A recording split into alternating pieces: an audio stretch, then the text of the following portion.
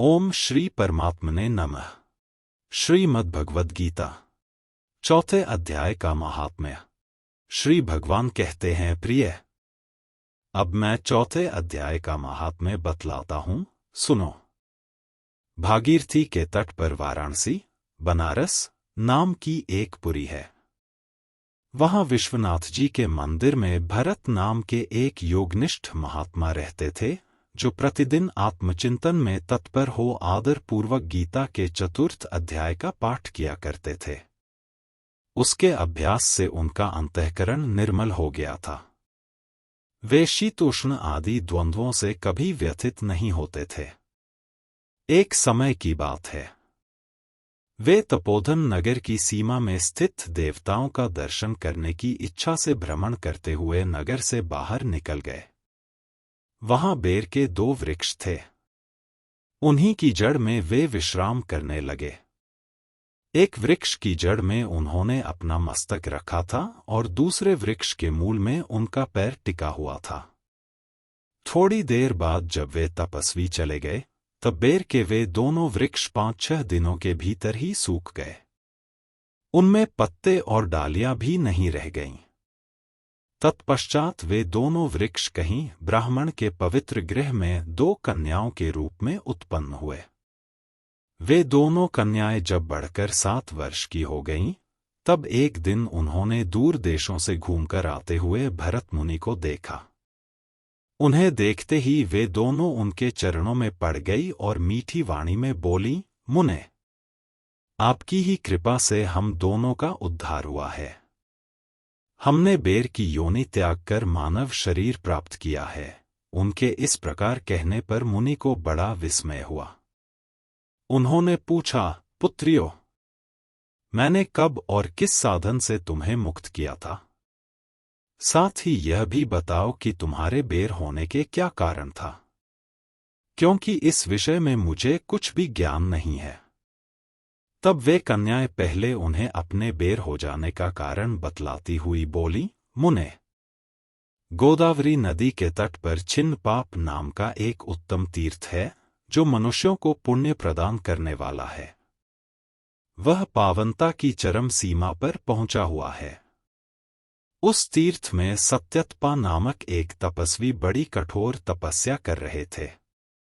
वे ग्रीष्म ऋतु प्रज्वलित अग्नियों के बीच में बैठते थे। वर्षाकाल में जल की धाराओं से उनके मस्तक के बाल सदा भीगे ही रहते थे तथा जाड़े के समय में जल में निवास करने के कारण उनके शरीर में हमेशा रोंगटे खड़े रहते थे। वे बाहर भीतर से सदा शुद्ध रहते, समय पर तपस्या करते तथा मन और इंद्रियों को संयम में रखते हुए परम शांति प्राप्त करके आत्मा में ही रमण करते थे। वे अपनी विद्वत्ता के द्वारा जैसा व्याख्यान करते थे, उसे सुनने के लिए साक्षात ब्रह्मा जी भी प्रतिदिन उनके पास उपस्थित होते और प्रश्न करते थे। ब्रह्मा जी के साथ उनका संकोच नहीं रह गया था, अतः उनके आने पर भी वे सदा तपस्या में मग्न रहते थे। परमात्मा के ध्यान में निरंतर संलग्न रहने के कारण उनकी तपस्या सदा बढ़ती रहती था। सत्यतपा को जीवन मुक्त के समान मानकर इंद्र को अपने समृद्धिशाली पद के संबंध में कुछ भय हुआ। तब उन्होंने उनकी तपस्या में सैकड़ों विघ्न डालने आरंभ किए। अप्सराओं के समुदाय से हम दोनों को बुलाकर इंद्र ने इस प्रकार आदेश दिया, तुम दोनों उस तपस्वी की तपस्या में विघ्न डालो, जो मुझे इंद्रपद से हटाकर स्वयं स्वर्ग का राज्य भोगना चाहता है। इंद्र का यह आदेश पाकर हम दोनों उनके सामने से चलकर गोदावरी के तीर पर, जहां वे मुनि तपस्या करते थे, आईं। वहां मंद और गंभीर स्वर से बजते हुए मृदंग तथा मधुर वेणुनाद के साथ हम दोनों ने अन्य अप्सराओं सहित मधुर स्वर में गाना आरंभ किया। इतना ही नहीं, उन योगी महात्मा को वश में करने के लिए हम लोग स्वर, ताल और लय के साथ नृत्य भी करने लगीं। बीच बीच में जरा जरा सा अंचल खिसकने पर उन्हें हमारी छाती भी दिख जाती थी। हम दोनों की उन्मत्त गति कामभाव का उद्दीपन करने वाली थी, किंतु उसने उन निर्विकार चित्त वाले महात्मा के मन में क्रोध का संचार कर दिया। तब उन्होंने हाथ से जल छोड़कर हमें क्रोधपूर्वक शाप दिया, अरे तुम दोनों गंगाजी के तट पर बेर के वृक्ष हो जाओ।